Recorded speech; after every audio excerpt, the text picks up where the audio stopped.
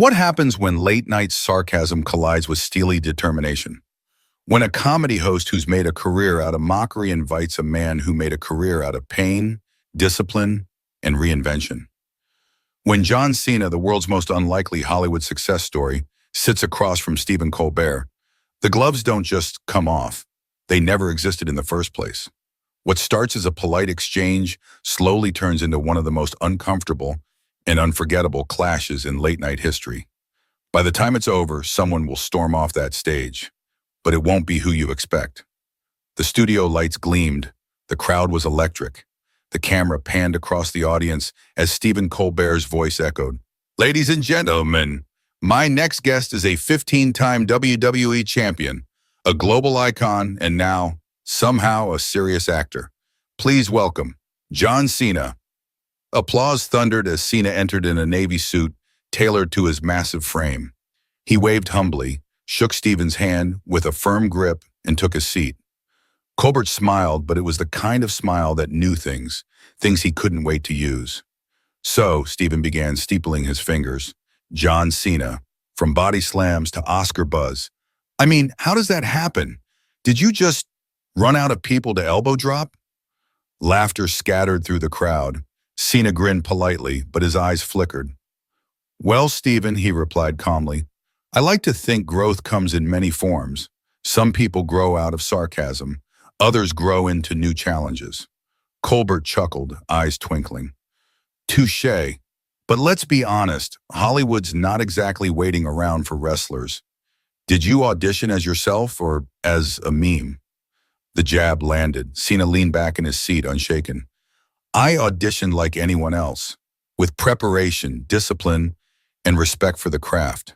But I get it, it's easier to joke about muscles than learn about effort." The audience responded with a soft, "Ooh." Stephen raised his eyebrows. "Effort, huh?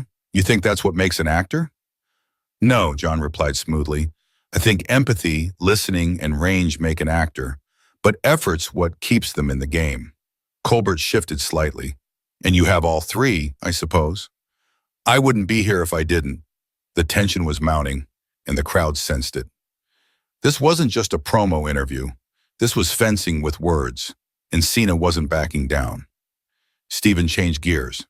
"Okay, let's talk about Argon Unit, your new war drama. I saw it. Gritty, intense. You actually cry on screen. I have to say, I didn't think your tear ducts worked." The audience laughed. Cena smiled again, this time tighter. "That's funny. I wasn't sure your writers did either." Laughter exploded, this time sharper, edgier. Colbert laughed too, but there was something brittle about it now. He adjusted his tie. "Well, you've got some nerve, Cena. Most guests try to flatter me, not roast me. And most hosts try to hide the insecurity behind their cards." Cena shot back with a coolness that silenced even the chuckles. There was a moment of silence, brief, charged. Stephen exhaled. "We're off to a great start." John nodded. "Always happy to be underestimated." The audience clapped. A few even stood up. Stephen's grin was still on his face, but his eyes had narrowed, and the game had only just begun. The applause from part one faded into a simmering anticipation. Even the cameramen were leaning in now. Something about the tone had shifted. This wasn't just celebrity banter anymore. It was a duel, and both men knew it. Stephen shuffled his blue cards dramatically, holding one up with a smirk. "So, John, in this new movie you play a decorated war hero dealing with PTSD. Heavy stuff, and yet, 5 years ago you were throwing folding chairs and shouting catchphrases like a human action figure. Quite the leap, don't you think?" Cena raised an eyebrow. "You know what else is a leap, Stephen? Judging someone's capacity for depth based on what made them famous." The crowd applauded, but Colbert cut in quickly. "Hey, no offense, I'm just saying most wrestlers transition into ads for protein powder, not prestige cinema. And most comedians stick to comedy," John replied evenly. "Yet here you are trying to psychoanalyze a man you've never bothered to understand." A ripple of "ooh" coursed through the audience. Stephen smiled, but his eyes flashed. "Touchy," he said. "Did I hit a nerve?" "No," John said calmly. "You found one I'm not afraid to show." Stephen leaned forward. "So let's really go there. You've built a career on being larger than life. The catchphrases, the muscles, the military salutes. Isn't all of that just branding? Cena didn't blink. Maybe, but I'd rather be branded with values than sarcasm. The audience responded with another round of applause, louder this time. Stephen laughed tightly. Wow, did you rehearse these lines, or do they just pop out with your morning eggs? John finally let a smirk curl on his face. I don't need to rehearse honesty. It's a full-time job. Stephen tossed his cue card aside. Okay then, honest John, tell me, do you think anyone takes you seriously in Hollywood? I mean, they cast you because you look like a superhero, not because they think you'll win an Oscar.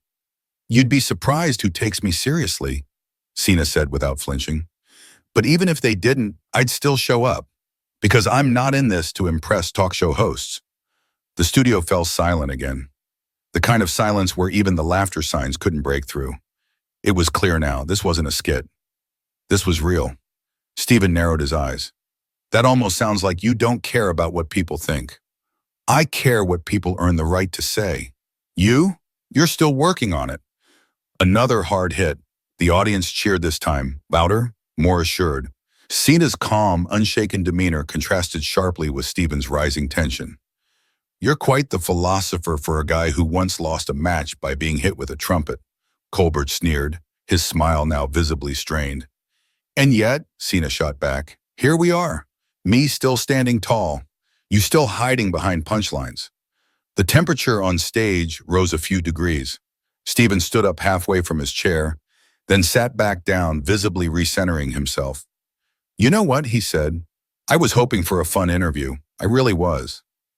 Then maybe you should have invited a puppet, John answered, folding his arms. Not someone with a spine. The crowd gasped. Stephen adjusted his cufflink with an exaggerated motion. Careful, John. This is the Late Show, not Monday Night Raw. And I treat both with the same respect, John said, voice low, steady. But that respect is earned. Colbert sat back, stewing in silence. The audience couldn't decide whether to laugh or brace for impact. The segment was heading toward uncharted territory, and Stephen Colbert had just realized he was losing control of the room. The mood in the studio had turned, not chaotic, not quite yet, but brittle, fragile. Every word now felt like it could shatter glass. Stephen Colbert adjusted his cuffs again, this time not for style, but composure. So let me get this straight, John. You want to be taken seriously as an actor, but still cash in on your WWE image. You're doing action flicks, not Shakespeare in the Park. Why not own that lane instead of pretending you're Daniel Day-Lewis? A few chuckles flickered from the audience, but they felt forced. Defensive, John nodded slowly. Because I'm not pretending, I'm expanding. And I don't need to play Hamlet to know what pain feels like, or joy, or sacrifice. Real acting doesn't demand a British accent. It demands truth. Stephen smirked. Truth, huh? So the truth is a former wrestling champ can suddenly reinvent himself as a dramatic actor, and we're all just supposed to clap? No, Cena said. You're supposed to watch, and if I earn your clap, fine. If I don't, I'll still be standing. I've been booed in front of 20,000 people. I'm not here to please you. I'm here to be me. Stephen tapped his pen against the desk. And being you involves, what, moral superiority now because you visit hospitals and post motivational videos? I show up for people, Cena replied, even when there's no camera. Can you say the same? Colbert blinked. For the first time, no retort came. I'm not saying I'm better, John continued. I'm saying I've evolved. But you're still clapping for your own punchlines, hoping no one notices you haven't asked a real question in 5 minutes. The crowd gasped. A few bold clappers broke into applause. The tension had hit critical mass. Stephen leaned forward. You think you're the first tough guy who sat in that chair and tried to flex on me? I'm not flexing, Cena said, his voice low. I'm warning.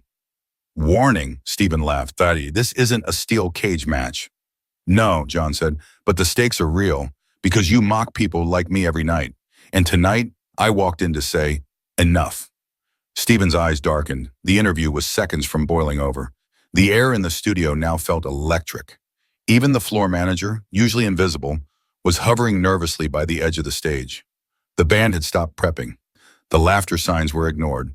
The audience sat frozen, eyes darting between Colbert and Cena, sensing something historic was about to unfold. Stephen Colbert took a deep breath, leaning forward on the desk, fingers steepled like a chess master contemplating a final move. All right, John, let's cut the act. You're here to promote a movie, but clearly this is about more than film. You want to be seen as serious, as legitimate. But here's the hard truth, buddy. Hollywood respects tradition, training, gravitas, not body slams and spandex. John leaned in too, matching the intensity, not an ounce of flinch in his gaze. And here's another truth, Stephen. People like you pretend to value authenticity, but recoil when they meet it in the flesh. You smile, nod the joke, but the moment someone breaks your script, you get rattled. Stephen scoffed. Oh, please. I've sat across from presidents, Nobel winners, scientists. Exactly, Cena interrupted. And I've sat across from wounded veterans, children fighting leukemia, communities rebuilding after floods. I didn't interview them. I helped them. There's more to legitimacy than lighting and cue cards. The room erupted. Applause thundered. Even a few staffers backstage peeked out. Stephen's jaw clenched. So now you're implying I've never contributed anything real? I'm saying you wear intellect like armor to avoid impact, Cena said calmly. But not all of us are afraid to feel what we stand for. Colbert stood up, full height. The desk separating them now felt like a barricade. You know what? I've had enough of your sanctimonious nonsense. You come onto my stage, mock my profession, challenge my integrity, and expect applause for it? John stood too, towering. I didn't come here for applause. I came here because people watching at home deserve to know that being underestimated doesn't mean being unworthy. Stephen pointed toward the side of the stage. Then maybe you should finish that speech somewhere else.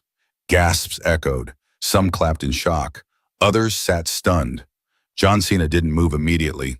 He looked Stephen square into the eyes and said with quiet power, "When the lights fade, Stephen, remember this moment. Not because I raised my voice, but because you couldn't silence my truth." Then he turned, walked off stage. No music, no cue, just thunderous, uncertain applause behind him. Stephen stood frozen, lips tight, unable to summon another joke. A full 10 seconds passed before he turned back to camera. We'll be right back. Probably. What just happened tonight on The Late Show? Did John Cena go too far, or was Stephen Colbert finally faced with someone he couldn't outwit? Tell us in the comments, was this courage or chaos? Don't forget to like, subscribe, and ring the bell for more moments that redefine late-night TV. You never know who's walking in or storming out. Next. Thanks for watching.